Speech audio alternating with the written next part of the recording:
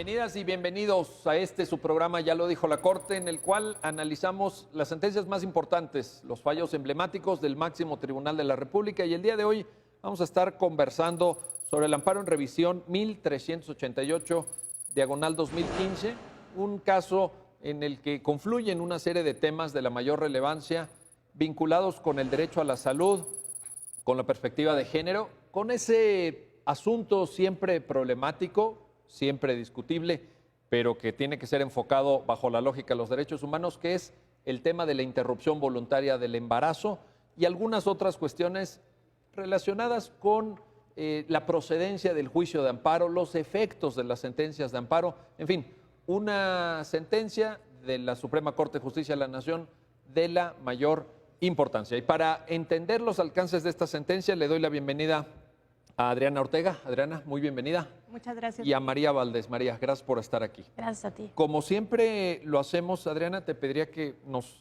pudieras aportar el contexto fáctico. ¿Cómo es el caso? ¿Cómo el caso llega a la Corte? ¿De dónde surge, no? Por favor. Claro que sí, con mucho gusto. Mira, el caso se trata de una mujer a la que vamos a llamar Marisa, porque además ese es el nombre ficticio que se colocó en el engrose, justo para facilitar la comprensión del caso, ¿no? Entonces, Marisa cursa un embarazo de alto riesgo por distintas complicaciones que tienen que ver con que ella había recientemente experimentado una cirugía de bypass gástrico, tenía obesidad mórbida, 41 años, entonces ella se embaraza. En principio, este embarazo parece ser un embarazo deseado. Ella va afrontando poco a poco las complicaciones que este embarazo representa, porque además tiene como sucesivas amenazas de aborto, pero en algún momento decide que pues las complicaciones exceden a lo que ella puede, con lo que ella puede lidiar, y solicita, ella es derechohabiente del ISSSTE, y solicita al instituto, al ISSSTE, solicita la interrupción del embarazo, y el ISSSTE se la niega con el argumento de que la Ley General de Salud no permite la interrupción del embarazo. Ella cuenta con un dictamen médico donde se atestiguan o donde se expresan los riesgos que ella enfrenta. Ella finalmente, digamos, no puede dilatar el procedimiento, decide hacerse este procedimiento de interrupción del embarazo en una institución privada de la Ciudad de México, aprovechando que ella vivía aquí, donde el aborto es legal. Entonces ella se practica esta interrupción, pero de todos modos decide acudir al juicio de amparo combatiendo esta negativa del ISSSTE y además las disposiciones, no solamente las disposiciones de la Ley General de Salud que supuestamente le impedían a las instituciones, digo al personal del ISSSTE practicar esta interrupción, sino también el marco normativo penal, donde se establece en el Código Penal Federal, o donde no se establecía más bien en el Código Penal Federal, que el aborto por razones de salud era una indicación para interrumpir el embarazo. Finalmente, el juez de amparo, que conoce del caso por primera vez, decide que el asunto no se puede conocer, lo que se conoce en la jerga jurídica como sobreseer, pero que en realidad, para que tu público lo tenga claro, en realidad el juez de amparo lo que está diciendo: yo no puedo conocer el caso en sus méritos, en el fondo, porque la materia del juicio, que es justamente ordenar la interrupción del embarazo, ha desaparecido. Ya no hay materia, ¿no? No, ya no hay materia. El juicio ya no tiene materia, porque lo único que yo puedo hacer en el amparo es ordenar que se practique la interrupción de embarazo, y pues el embarazo ya ha sido interrumpido. Marisa viene a la revisión. Regularmente las revisiones las conocen los tribunales colegiados, tu público lo sabe, tú lo sabes, María lo sabe, pero en este caso la Corte decide atraer el asunto justo por su importancia y trascendencia. Y pues el asunto, como lo vamos a conversar, pues pone frente a la Corte un sinnúmero de preguntas, desde la pregunta de la cesación de efectos. Es cierto que el amparo ya no tiene ningún sentido cuando se combate una violación de derechos humanos ocurrida durante el embarazo y que el embarazo ya terminó por la razón que sea, si esto es real. Sí, ¿qué pasa con el derecho a la salud? ¿Qué pasa con si la Ley General de Salud en realidad prohíbe la interrupción del embarazo? qué pasa con el régimen de prohibición penal, etcétera, etcétera. Oye, un detalle, Adriana, quizá valga la pena también mencionarlo. En el curso del embarazo a ella le hacen una prueba de una toma de líquido amniótico, ¿no? Amniocentesis, sí. Y creo que de ahí deriva también un elemento que luego es retomado por la sentencia. Sí, y además, digamos, este no es el elemento principal. El feto tenía un síndrome que no es incompatible con la sobrevivencia. Este no era la mayor preocupación de Marisa. La mayor preocupación de Marisa era justamente su salud física y además su salud mental y las demandas de tener finalmente un bebé con ciertas complicaciones de salud. No, te lo preguntaba porque justamente en la reflexión que la Corte hace sobre el derecho a la salud, pero la pregunta sería sobre el derecho a la salud de quién. Parece que los médicos del ISSSTE ponían también atención o de alguna forma intentaban justificar la negativa a practicar el aborto sobre Marisa en relación a que dicen, bueno, es que este síndrome no es un síndrome que ponga en riesgo la vida del producto o lo que fuera, digamos, todo el desarrollo que tendría, sino creo que una afectación ahí de desarrollo de órganos sexuales en la pubertad, alguna cosa. El síndrome de Klinefelter. En realidad, y esto es interesante, porque justo lo que tú acabas de decir es verdad, las autoridades de salud hacen una desviación del pedimento original de Marisa. Marisa dice, yo tengo complicaciones de salud, aquí está documentado todas las complicaciones de salud que yo enfrentaría de continuar con mi embarazo, y ustedes me contestan diciendo que el síndrome que tiene el producto no es incompatible con la sobrevivencia. O sea, Perdón, pero eso no fue lo que yo les pregunté, ¿no? Claro, más bien la orientación de los médicos del ISSSTE iba más bien hacia la salud del producto. Claro cuando que sí. Marisa entendía que lo que corría riesgo era su salud, ¿no?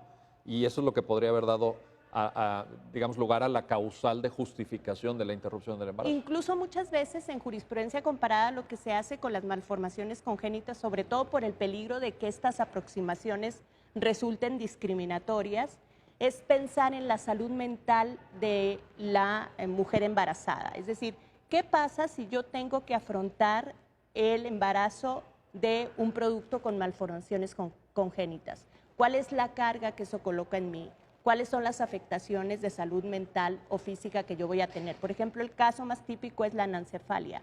La anencefalia tradicionalmente se considera que va a tener un impacto en la salud mental, pero hay documentos médicos que nos hablan de complicaciones también en la salud física. Hay una variación en la presión arterial, en el volumen sanguíneo, que también representan complicaciones incluso para la salud física de la madre. María, en la sentencia hay una afirmación que creo que es importante recordar y traer a colación, porque en esto que nos decía Adriana del debate, sobre todo en el juzgado de distrito, ¿no? Bueno, luego la Corte evidentemente lo retoma y todo, sobre si era procedente el amparo, no era procedente. A lo mejor quienes nos están viendo dicen, híjole, ahí viene esta discusión de abogados, ¿no? Tan técnicos, sí, tan aburridos, pero yo creo que la técnica procesal del amparo tiene una razón de ser.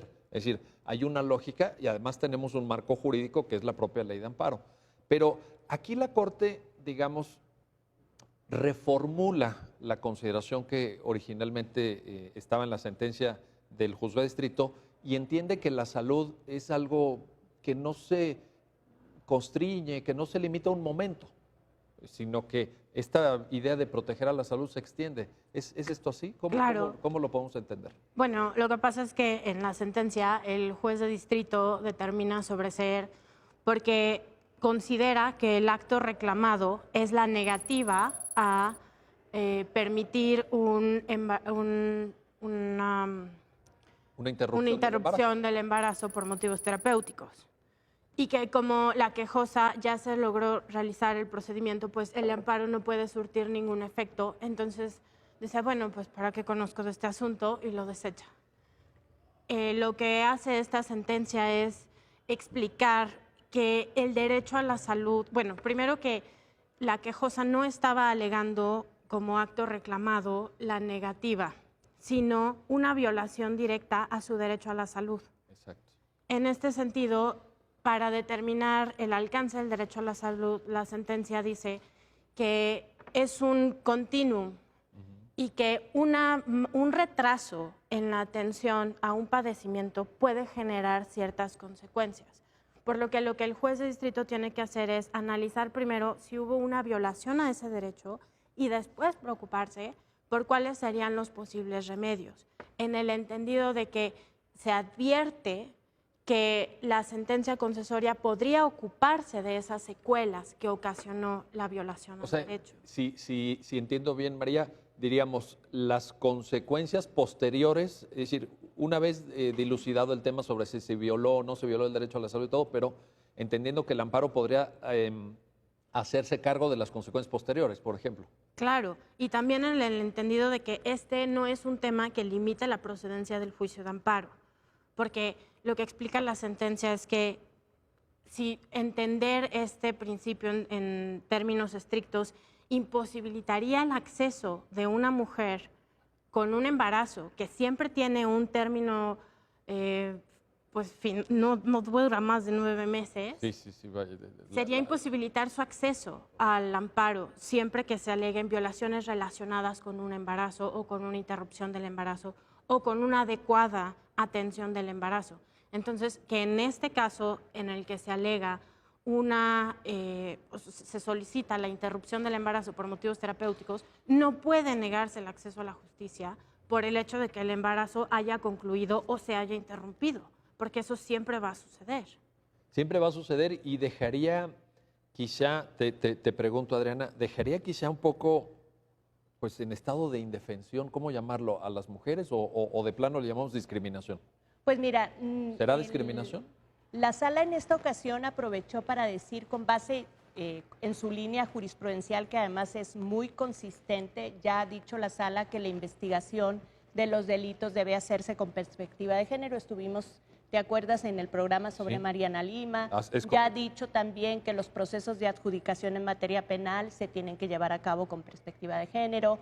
Ha dicho que existe un método para juzgar con perspectiva de género. Ha dicho muchas veces que las pensiones compensatorias se tienen que definir con perspectiva familiar también, ¿verdad? Sí. Es decir, tiene una línea jurisprudencial laboral vastísima. Por embarazo, despido por razón de embarazo, hicimos un programa también sobre eso. Claro, y entonces tiene una línea jurisprudencial vastísima que no puede desconocer cuando se trata de definir la posibilidad de acceder al amparo. Es decir, una norma en apariencia neutra, como podría ser la norma de cesación de efectos, cuando tú no tomas en cuenta las diferencias particulares de un grupo históricamente desaventajado, en este caso las mujeres y los hombres transgénero, lo que estás generando es una discriminación. La norma, al generar este impacto diferenciado, al conceder con este impacto diferenciado, pues en realidad está generando una discriminación. Entonces, sí era una preocupación de la sala decir, bueno, tengo que mirar esta causal de cesación de efectos con perspectiva de género. Pero, por ejemplo, un jurista tradicional, un abogado, digamos, formado como seguramente nos formaron a muchos de nosotros en la carrera, diría, oye, espérame, pero pues, ¿dónde está la discriminación? Porque la cesación de efectos es para todos, ahí no dice hombre, ahí no dice mujer, etcétera. Yo te preguntaría, ¿cómo usar la perspectiva de género para, de alguna forma, revertir estas visiones un tanto tradicionales, un tanto formalistas que muchos juristas tienen? Creo que tenemos, voy a utilizar la palabra que siempre uso cuando comento con mis alumnos, tenemos un fetiche con la neutralidad del derecho. Un fetiche. Bueno, y se nos olvida que el derecho no es neutral, es un producto ideológico y que está hecho desde una cierta perspectiva. Incluso las normas procesales. Incluso las normas procesales. La estoy haciendo de abogado del diablo, porque tú sabes que tú y yo en esto estamos en la misma línea, pero porque un jurista tradicional te diría, oye, no, estamos hablando de una cosa del procedimiento del amparo. Así, Mariel nos lo explicó muy bien. Dijo, no, a ver, la sesión de... A ver. No, pues aún las normas procesales pueden tener un contenido no neutral, es decir, un contenido dirigido a un cierto sujeto de derechos específico. Tanto es así que, como lo decía bien María hace rato, si tú aplicas esta norma rajatabla, ¿qué va a pasar con esta diferencia biológica particular que solamente corresponde a las mujeres y a los hombres transgénero? Pues esta diferencia biológica es la que va a condicionar que queden fuera de la protección del amparo. Entonces, eso es discriminación de de ABC, ¿no? Y eso es lo que te da la perspectiva de género. Por es decir, supuesto. Advertir esto, ¿no? Lo que María ponía en la mesa, es decir, a ver, oigan, pues si el embarazo va a terminar en 9 meses, Sí o sí, ¿no? pues a veces un proceso de amparo no No va a alcanzar, no, no va se va a alcanzar. resolver.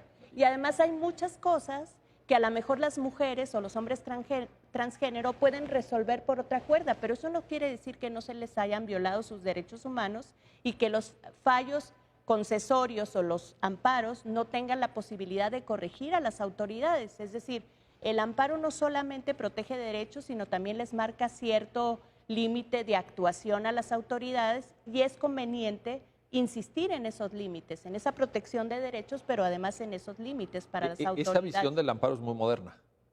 No, a ver, te lo digo con sinceridad. El amparo tradicionalmente había sido visto pues como un remedio ahí mientras duraba la violación. Y no nada más en esta materia, me refiero en general. En general. Ahora, esta visión moderna, esta visión un poco de hagámonos cargo de la realidad también, de lo que queda, porque me gustó mucho la expresión que usó María en el sentido de decir, bueno, ¿y qué pasa con las secuelas? ¿No? Decir, bueno, Claro. hubo, que es parte del fondo de la discusión, hubo una violación o no hubo una violación, pero las secuelas. ¿Se tiene que hacer cargo la justicia federal de esas secuelas o no? Si no te haces cargo de esas secuelas, no restituyes el quejoso en la violación del derecho que él reclama. Entonces, yo no creo que esto sea como modificar la técnica del amparo. O Pero es sea, una visión, ¿no estarías de acuerdo que es una visión creo moderna? que es correcto. No estoy diciendo, moderno no quiere decir incorrecto, ¿eh? No, No, pero al sí. contrario, es lo que esperamos de la justicia federal. Pero fíjate que yo sigo pensando que es una cuestión tradicional. O sea, si tú defines un derecho y exiges la protección de un derecho, pues evidentemente eso es correlativo del deber de una autoridad. Sí. De hecho, el amparo deduce ambas cosas, por eso tienes una autoridad responsable en el amparo. Es a la que le vas a poner la carga de remediar o de, digamos, ponerse a tono con las obligaciones que no cumplió, como decía María. Lo mencionaba porque justamente esa causal de cesación de efectos que está en el artículo 61 de la ley de amparo, que estaba en el artículo 73 de la anterior ley, ha sido muy utilizada en la práctica, pues un poquito para no entrarle a estos temas. ¿No? Porque, como lo vamos a ver enseguida, ahorita regresando de la pausa que vamos a hacer, pues entrar al fondo y desarrollar toda la comprensión sustantiva del derecho a la salud es mucho trabajo. Y hay órganos, sí, a ver, hay que decirlo con todas sus letras. Y hay órganos judiciales que están dispuestos a hacerlo o que tienen la posibilidad de hacerlo y otros que no. Entonces, ese tipo de tecnicismos a veces también, digámoslo, con toda transparencia, han servido para no resolver de fondo las cuestiones. Pero bueno, justamente sobre esto vamos a regresar. Vamos a regresar enseguida, no se vayan, porque tenemos que entrar al tema de qué significa el derecho a la salud, cómo la Corte tiene una concepción muy robusta, diría yo, muy sustantiva del derecho a la salud y la manera en la que esa concepción es aplicada al caso de la interrupción voluntaria del embarazo. Regresamos enseguida.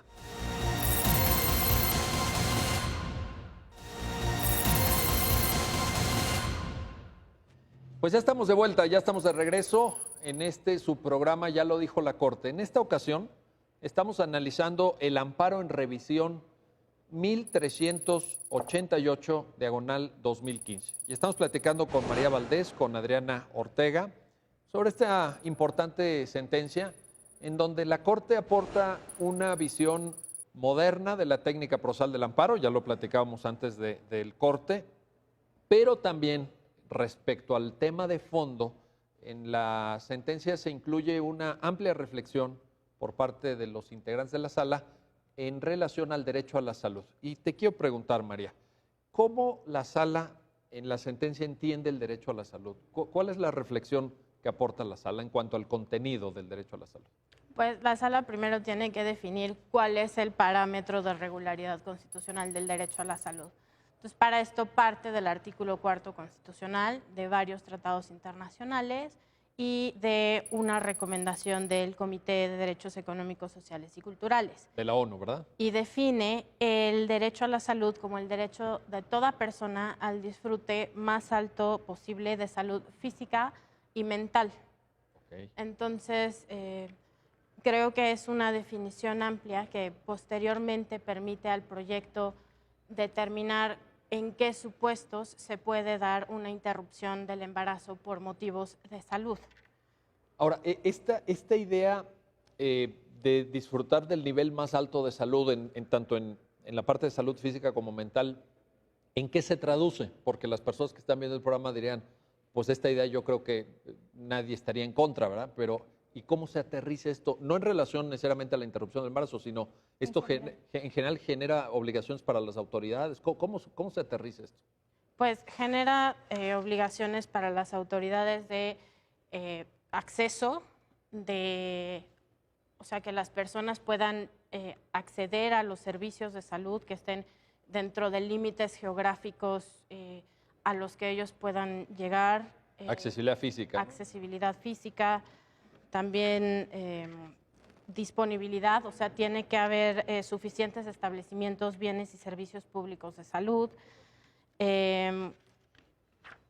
Accesibilidad económica, o sea, los pagos tienen que ser proporcionales a las capacidades de las personas que necesitan estos servicios y tiene que haber aceptabilidad, o sea, deben ser sensibles a los requisitos de género y ciclo de vida para quienes se presta el servicio.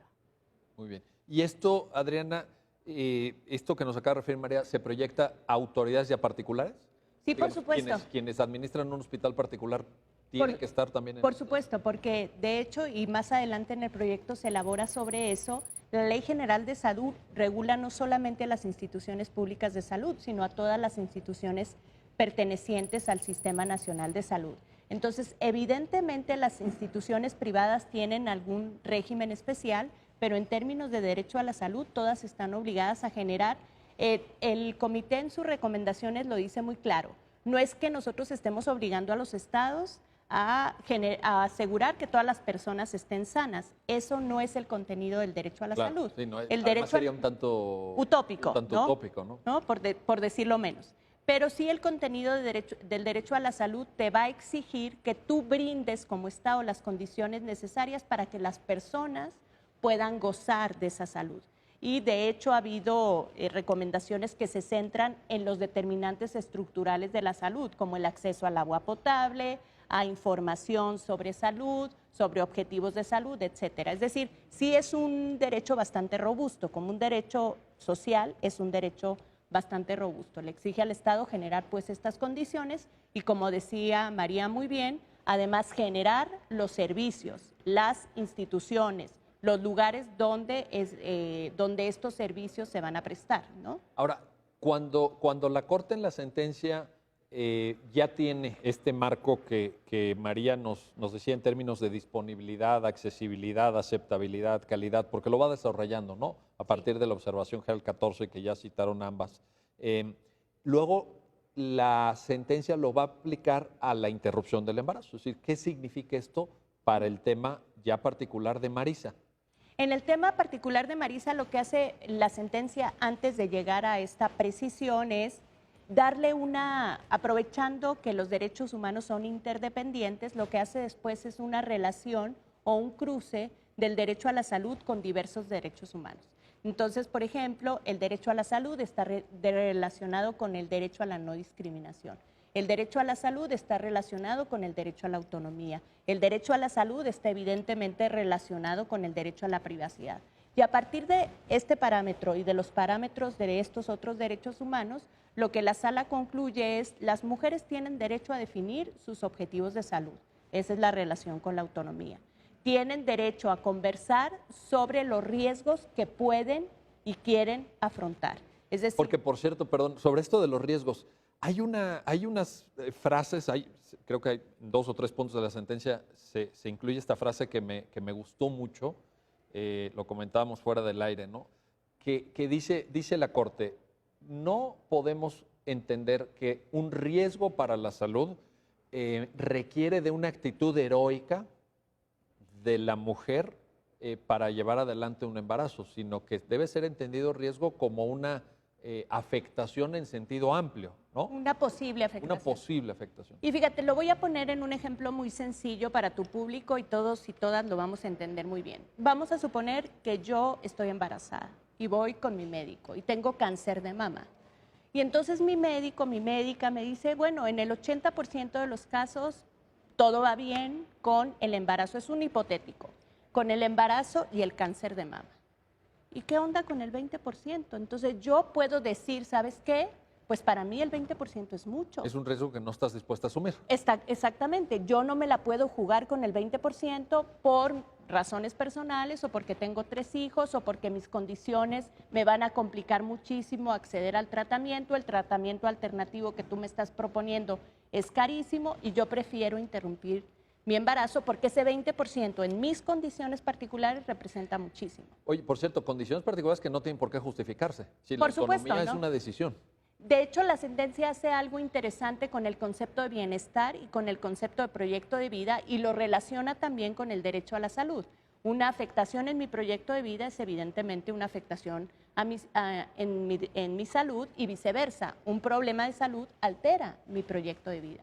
Y también, de acuerdo con la convención, pues yo no solamente es que tenga derecho a la salud, sino tengo derecho al más alto nivel posible de bienestar físico, mental y social. Entonces, el bienestar es algo que se define, sí, en contexto y con circunstancias objetivas, pero también es muy importante tomar en cuenta en los conceptos de bienestar lo que yo entiendo por bienestar, ¿no?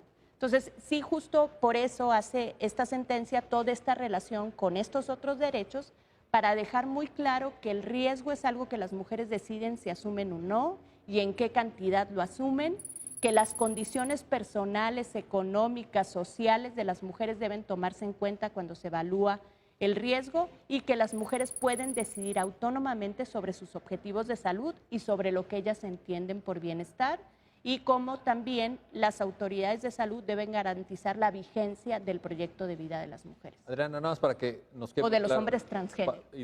para que nos quede muy claro y para que esto quede perfectamente asentado, porque creo que está en la sentencia, pero esa decisión es de la mujer, Por supuesto. de nadie más. Es una decisión conversada, digamos, sí tiene que haber una participación de las autoridades de salud, de los prestadores de servicios de salud, porque justamente estamos hablando de salud, pero el privilegio, la decisión última, la conversación la define y la determina la mujer o el hombre transgénero que está en esa condición particular.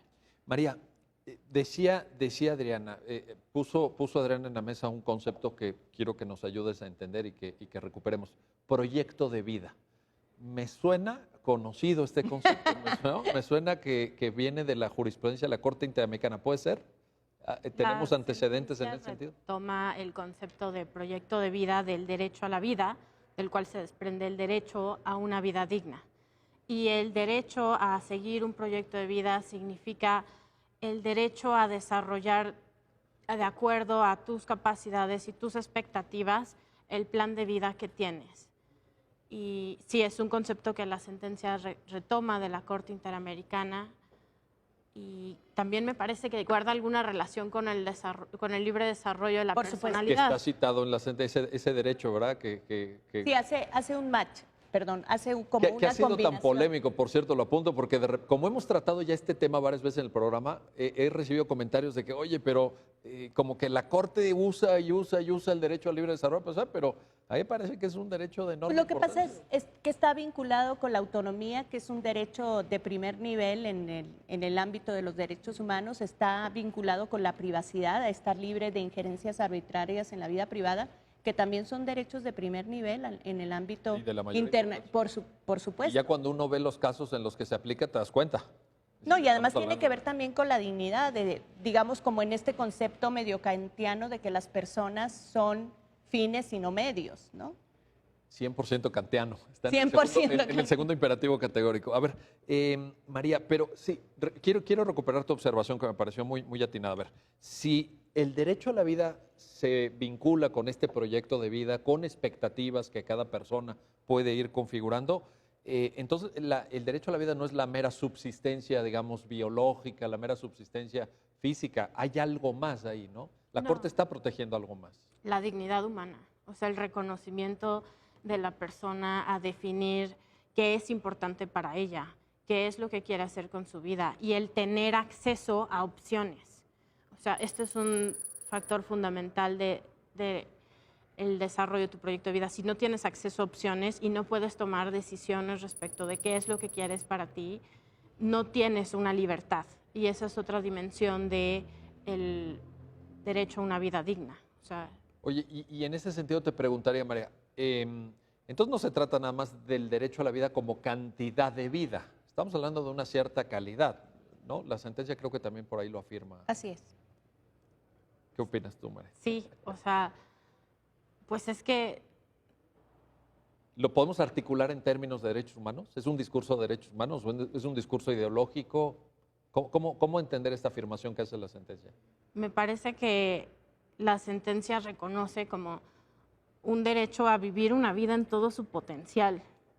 O sea, en términos como muy coloquiales. Qué buena frase. Ahí está padrísima, sí. Una vida en todo su potencial. No, es que me recordó, ahorita escuchando a María, me recordó, no sé si han visto ese libro de Zygmunt Bauman, este sociólogo polaco que dio muchos años clase en Inglaterra, que le puso a uno de sus libros, publicado por el Fondo de Cultura Económica, por cierto, en la traducción, Vidas desperdiciadas. Y justamente lo que María nos está indicando es, esto es lo que hay que evitar. Sí. Esto es lo que hace sentido que un tribunal proteja la dignidad, la autonomía, el derecho a la vida, el proyecto de vida. Creo que todo eso está en la sentencia. Y en ese sentido te preguntaría, Adriana, teniendo en cuenta lo que acaba de afirmar María, ¿cómo se despliegan los deberes de garantizar esta concepción tan de fondo, tan robusta por parte del Estado?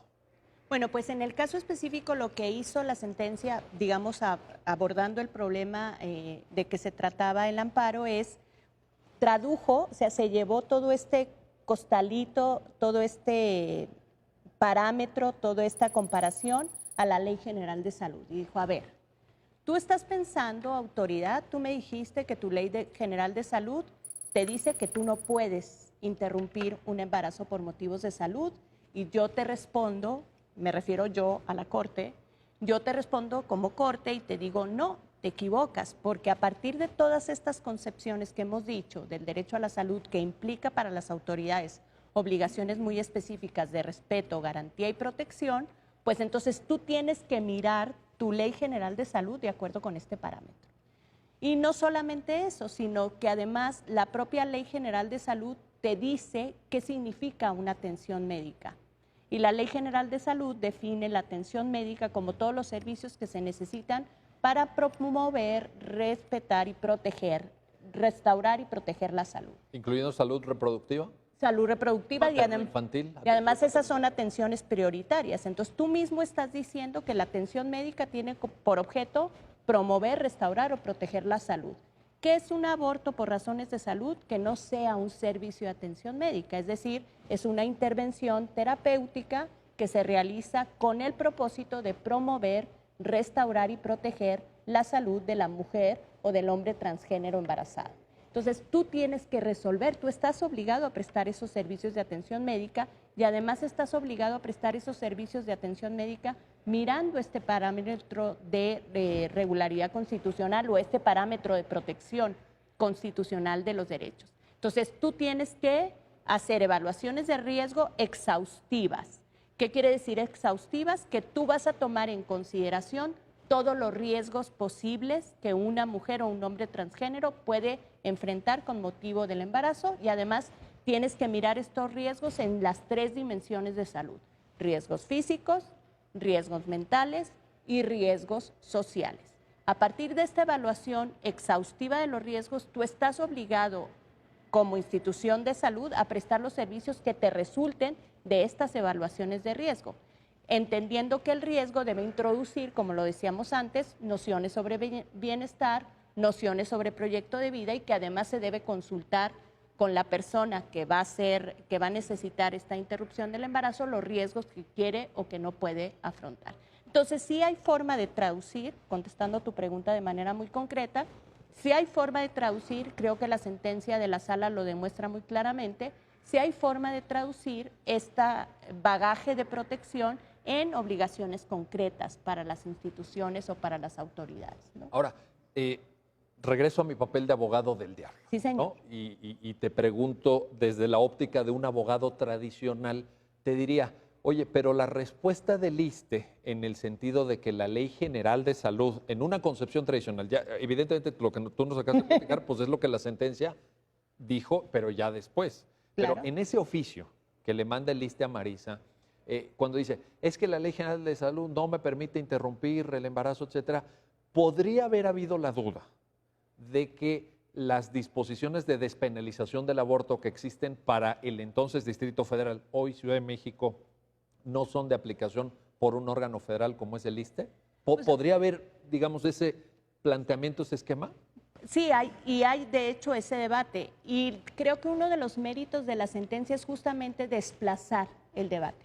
¿Qué es lo que hace la sentencia? Bueno, no es un asunto de si es delito o no. No es penal el asunto. No es penal el asunto. Me lo llevo, la sala lo hace muy hábilmente desde mi punto de vista, me lo llevo al ámbito de la salud, o sea, cambio la pelota de cancha. Pero la quejosa había puesto el tema penal. Por supuesto, había puesto el tema penal, pero ese tema generó un poco de, digamos, ciertas resistencias en la sala por la duda de que hubiera aplicación implícita o explícita, o evidente o no evidente de ese sistema. El ISSSTE no aplica el Código Penal. No, el ISSSTE decide no poner en el oficio, por lo menos, que su fundamento es el Código Penal. El ISSSTE, digamos, nos puso la pelota en la cancha correcta. Claro. Dijo, se trata de que a mí la Ley General de Salud no me deja, y la respuesta muy simple de la sala es, te tengo noticias, ISSSTE, la Ley General de Salud no solamente te deja, te obliga, ¿no? En la comprensión esta robusta del derecho a la salud con todos estos significantes que acabas de... Por supuesto, y además si entiendes, si traduces o si empatas el concepto de atención médica que da la Ley General de Salud con el aborto por razones de salud. ¿Cuál es la finalidad del aborto por razones de salud? Como decíamos hace un minuto, promover, restaurar y proteger la salud de las personas embarazadas. Entonces, eso es un servicio de atención médica, tal y como incluso en una noción súper tradicional, en un acercamiento súper tradicional a la Ley General de Salud, lo puedes garantizar. Está incluso transcrito el artículo, ¿no? Es uno de los primeros artículos, no sé, pero es este que tiene tantas fracciones que va determinando todos y cada uno de los servicios de salud. La Corte no es que se desapegue del principio de legalidad en esta parte. Por supuesto, es súper cuidadosa, creo. Muy cuidadosa. Muy cuidadosa. Bueno, vamos a hacer una pausa, no se vayan, regresamos enseguida porque todavía faltan algunos asuntos, algunos aspectos sobre los cuales seguir reflexionando alrededor de este amparo en revisión 1388-2015 de la Suprema Corte de Justicia de la Nación. Regresamos enseguida.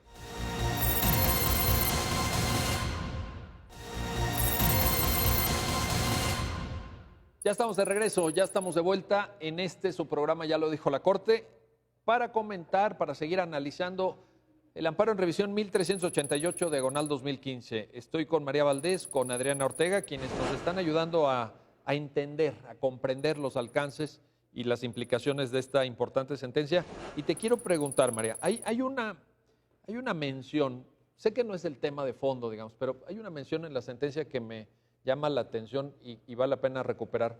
La sentencia dice que las mujeres están en una situación de discriminación estructural. Recuperando quizá una expresión que viene de campo algodonero, de esa sentencia de la Corte Interamericana, etcétera. ¿Qué nos puedes comentar al respecto?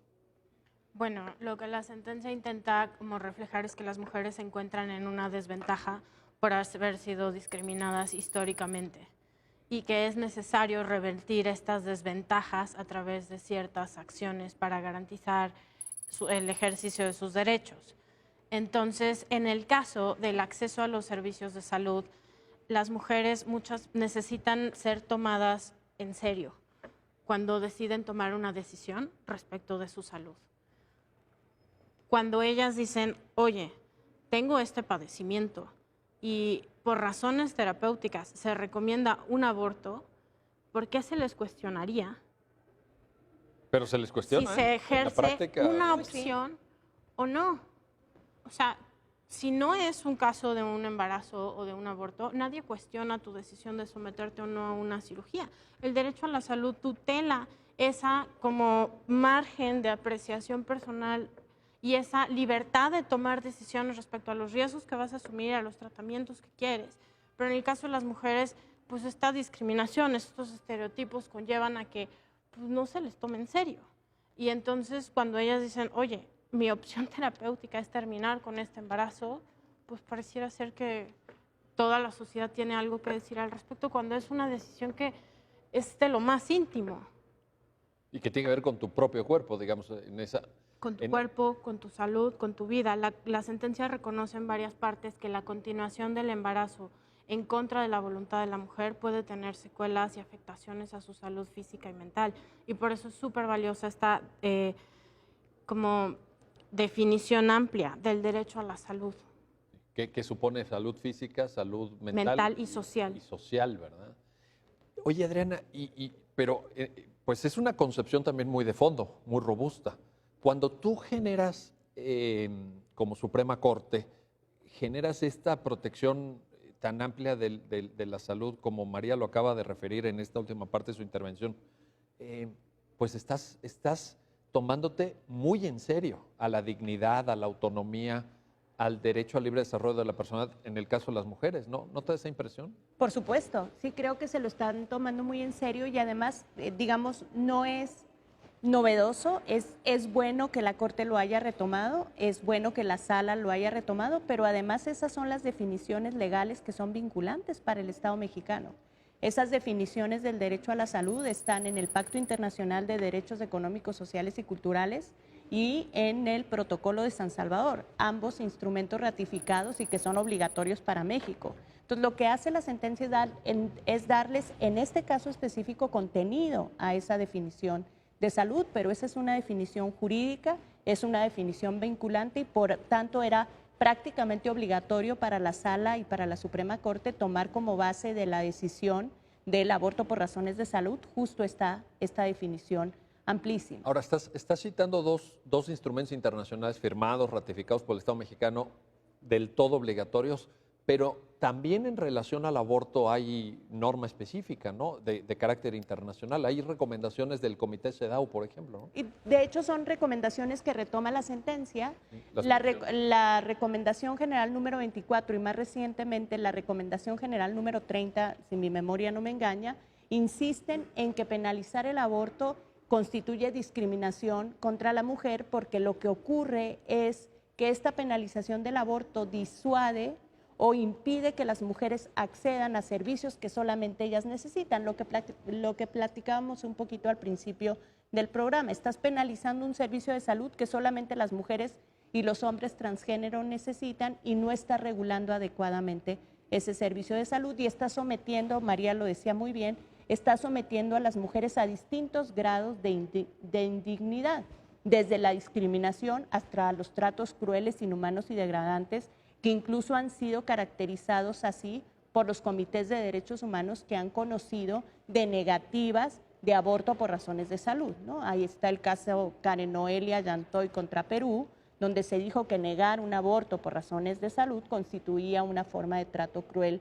inhumano y degradante, justamente porque se les exige a las mujeres o a los hombres transgénero tener este comportamiento heroico. Pareciera que hay una exigencia estereotípica de que las mujeres deben soportar esto como parte de una especie de mandato natural y no se recupera la necesaria dignidad del ser humano, es decir, un ser humano que puede tomar decisiones, que puede optar por una vida digna, que puede optar por una vida feliz y que esas condiciones deben estar garantizadas por el Estado, por supuesto. Adriana, te pregunto de manera muy, muy puntual, ¿todo esto que acabas de señalar es obligatorio para el Estado mexicano, cierto o no? Totalmente. O sea, estamos hablando de normas jurídicas vigentes. Por supuesto. ¿Obligan a todas las autoridades? Obligan a todas las autoridades, por Si supuesto. nos está viendo un médico que trabaja en el Instituto de Servicios de Salud de Coahuila o de Nuevo León o de Chiapas o de Oaxaca. Dice muy claro el artículo 1 constitucional, no lo estoy inventando yo, todas las autoridades en el ámbito de sus respectivas competencias. Todas las autoridades en el ámbito en donde funcionan, Sí, en donde puede accionan. ser su ámbito territorial de competencia. ¿Vale? Por supuesto, su ámbito territorial de competencia, su ámbito funcional de competencia. En ese ámbito las autoridades están obligadas. En términos jurídicos, no En es una términos obligación jurídicos. ética. Sí, No, seguramente también no es una cuestión de buenos propósitos. No es algo ok, perfecto. No, es importante porque de repente, aunque como saben ustedes, la mayoría de las personas seguramente que ven este programa son abogados o tienen algo que ver con el derecho, pero también aspiramos a llegar a otras comunidades profesionales. Por supuesto. Y este mensaje de la Corte tiene que quedar muy claro.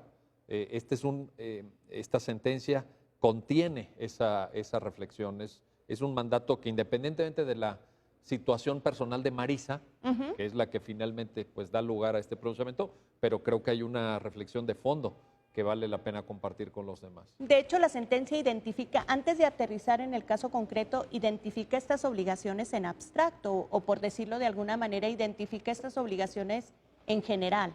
Por eso construye, digamos, este ámbito, no quiero decir parámetro porque me parece una palabra luego como muy técnica y muy autorreferencial. A los juristas nos gusta, a Bueno, los abogados nos gusta. Bueno, entonces construye este parámetro. No, pero puedes usar, tú puedes usar la palabra que tú quieras. Construye este ámbito de protección, este como marco de referencia, digamos, que creo que es un término mucho más coloquial. Este marco de referencia y construye este marco de referencia a partir de los derechos y de las obligaciones de las instituciones de salud o las instituciones pertenecientes al Sistema Nacional de Salud y luego ya hace esta comparación con lo que pasó en el caso en particular. A ver, En concreto, creo que la sentencia señala que el derecho a la salud garantiza que una mujer que necesita un aborto terapéutico, como acceso a ese derecho a la salud, se le provean los medios necesarios para que pueda practicárselo de manera segura. Y por eso esta sentencia vincula a todas las autoridades públicas y privadas. oye, y en este sentido, mira, qué bueno que lo pones en la mesa esta reflexión, María. En este sentido, cuéntanos cómo termina el caso, o sea, cuáles son los efectos de la sentencia, porque justo empezábamos, ¿no?, el programa con esta reflexión que Adriana ponía en la mesa de la cesación de efectos, todo eso. Finalmente ella tiene que acudir a una clínica privada. Hay por ahí incluso un detalle, ¿no?, que en el anecdotario del caso vale la pena mencionar. Ella tiene que pedir un préstamo al banco. Sí, ella tiene que acudir a un banco para ¿Qué pide, poder... cuánto? ¿35,000 pesos? No lo tengo. Algo así. 35,000 dice la sentencia. ¿verdad? Ok, ella solicita un préstamo para poder practicarse un aborto en una institución privada y todavía después de practicarse el aborto regresa al hospital por complicaciones relacionadas con ese aborto. Entonces lo que la sentencia hace en la parte final es como reconocer el daño que sufrió en su salud con motivo de esta negativa. O sea, dice, el Estado violó su derecho a la salud, violó su derecho a la no discriminación, violó su derecho a no ser objeto de tratos crueles e inhumanos. Entonces, como entendemos que esto ocasionó una serie de secuelas en su derecho a la salud, que era lo que el juez de distrito no había advertido, se ordena a la autoridad responsable a dar el tratamiento, a realizar un diagnóstico correcto respecto de cuáles fueron estas secuelas y a dar el tratamiento físico y mental, a su salud física y mental necesarios para paliar, digamos, esas secuelas o de alguna forma enfrentar esas secuelas, ¿no? Claro. Y que siga protegido su derecho a la salud. Claro. Entonces se supera con esto que tú estás mencionando, María, podríamos entender que se supera esa visión más tradicional de los efectos de las sentencias de amparo, porque digamos que esto que está señalando, pues no sería la visión. La visión tradicional sería ordinaria. considerar, el acto reclamado es la negativa a practicarte tu aborto terapéutico. Entonces, la reparación es ordenar a la autoridad que te restituyan tus derechos, No, que ya no sería puede porque ya interrumpió el solamente embarazo, ¿no? ordenarle que te practique el aborto, y esta visión más amplia es reconocer, como ya habíamos dicho, al derecho a la salud como un continuo. Y que en el caso específico de ciertos padecimientos, pues la ausencia de una valoración y de un tratamiento en el momento oportuno generan secuelas. Entonces, que cuando se alega en un juicio de amparo una violación al derecho a la salud, pues es mejor reservar el tema de los efectos al fondo y no en el tema de procedencia. Porque, pues sí, es una cuestión de fondo y las causas de improcedencia tienen que estar probadas de manera clara e inobjetable. Entonces, en la medida en la que cuando uno está diciendo sobre la procedencia no puede alcanzar a determinar si hubo una violación y cuáles fueron los efectos de esa violación y cuáles fueron las secuelas, pues se admite el juicio y es en los efectos donde, como en este caso, se puede ordenar, reparar aquellas secuelas que tiene la violación. Ahora, esto que estás diciendo es importantísimo.